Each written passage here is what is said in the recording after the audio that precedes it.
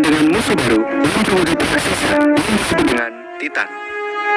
Perbedaan kekuatan manusia dan musuhnya sangatlah jauh.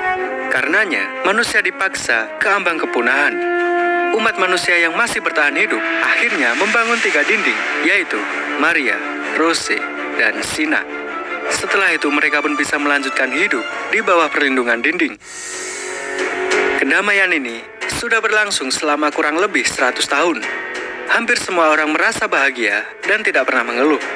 Kecuali satu orang anak yang bernama Eren Yeager.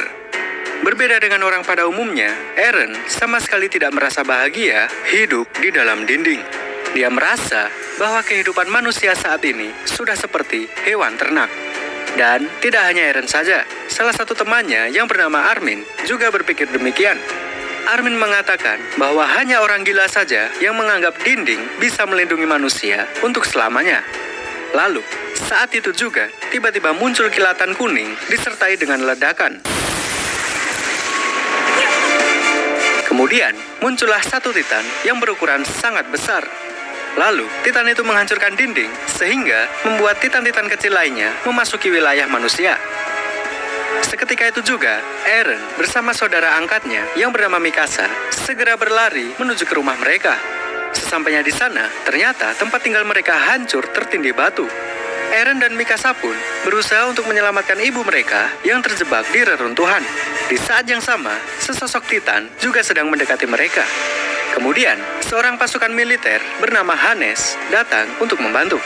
Namun, ibunya Eren meminta Hannes untuk membawa Mikasa dan Eren pergi.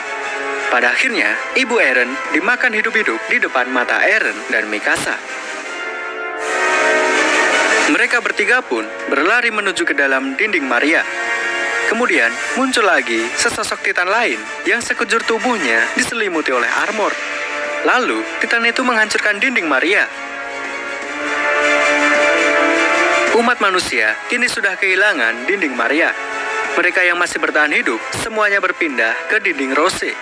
Insiden tersebut membuat Eren bersumpah akan membunuh semua Titan. Dia berencana untuk bergabung dengan pasukan militer ketika dia sudah cukup umur. Beberapa tahun telah berlalu, Eren, Mikasa, dan Armin, mereka semua sudah tumbuh menjadi remaja. Sesuai rencana, mereka bertiga bergabung dengan pasukan militer. Di sana, mereka juga mendapatkan teman-teman baru. Ada Jan Kirstein, ada Rainer Brown, ada Bertolt Hoover, ada... Pesan kamar pakai free cancellation. Batal nginep, uang kembali. Ada Connie Springer, Sticky Fingers. Sorry agak maksa kali ini. Ada Annie Leonhardt, ada Histo Crystalens, ada Ymir, ada Marco Bot, dan ada Sasha Blaus. Si perempuan yang cukup cantik, tapi tolol.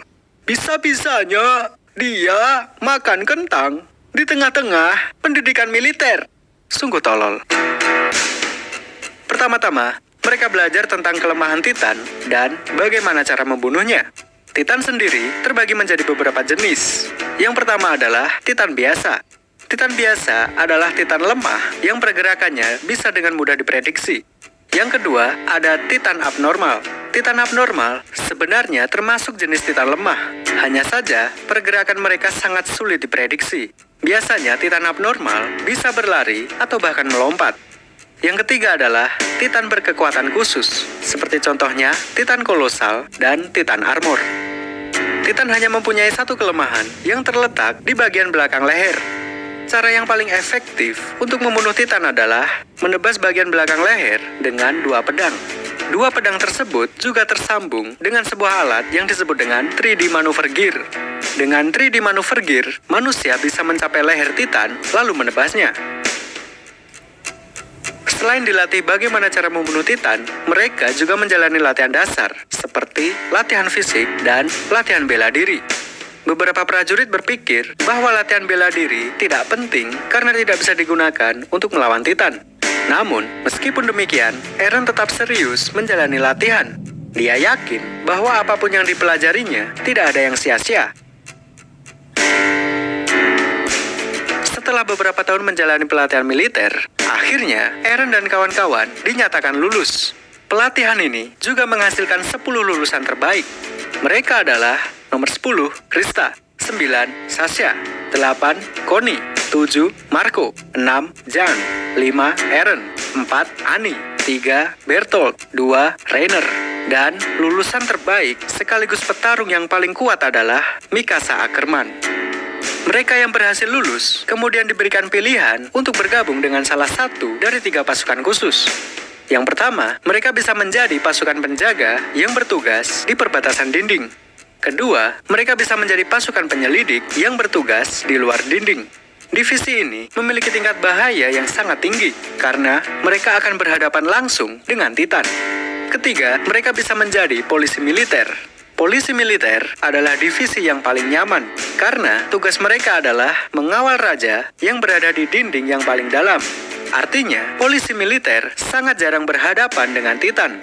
Maka dari itu, hanya 10 lulusan terbaik saja yang diizinkan untuk bergabung. Sudah jelas, Eren, Mikasa, dan Armin akan bergabung dengan pasukan penyelidik. Keesokan harinya, sebelum mereka resmi dilantik, tiba-tiba saja Titan kolosal kembali muncul dan menghancurkan dinding. Kali ini, Eren berusaha melawannya. Ketika dia mengincar leher bagian belakang, Titan kolosal mengeluarkan uap panas, kemudian dia menghilang tanpa memasuki wilayah manusia. Seketika itu juga, para prajurit segera bersiaga dan juga melakukan evakuasi. Pertarungan ini memakan banyak sekali korban jiwa. Ada banyak prajurit yang tewas dimakan Titan, dan ada juga yang mengalami mental breakdown hingga memutuskan untuk bunuh diri. Begitu pula dengan Armin, dia hampir saja tewas dimakan Titan. Namun, di saat-saat terakhir, Eren berhasil menyelamatkannya. Begitu Armin selamat, Erenlah yang tewas ditelan oleh Titan. Gila ya, udah capek-capek latihan, ujung-ujungnya tewas juga dimakan Titan. Kalau tahu begini, mending rakit PC. Wow. Beberapa jam kemudian, kabar kematian Eren akhirnya sampai di telinga Mikasa. Mendengar kabar kematian Eren, Mikasa langsung kehilangan semangat hidup. Dia hanya terdiam meskipun di dekatnya ada Titan yang mengincarnya. Kemudian, secara mengejutkan, muncul satu Titan lain yang menyelamatkannya. Titan yang satu ini cukup unik karena dia bisa menggunakan teknik bela diri manusia. Semua pergerakannya sangat efisien karena dia langsung mengincar leher Titan. Anehnya lagi, dia tidak tertarik sama sekali dengan manusia. Kejadian ini membuat Armin mendapatkan ide baru. Dia berniat untuk memanfaatkan Titan itu untuk menyelamatkan prajurit yang lain. Rencana Armin bisa dibilang berhasil. Titan itu bertarung mati-matian sampai kehabisan tenaga. Lalu, secara mengejutkan,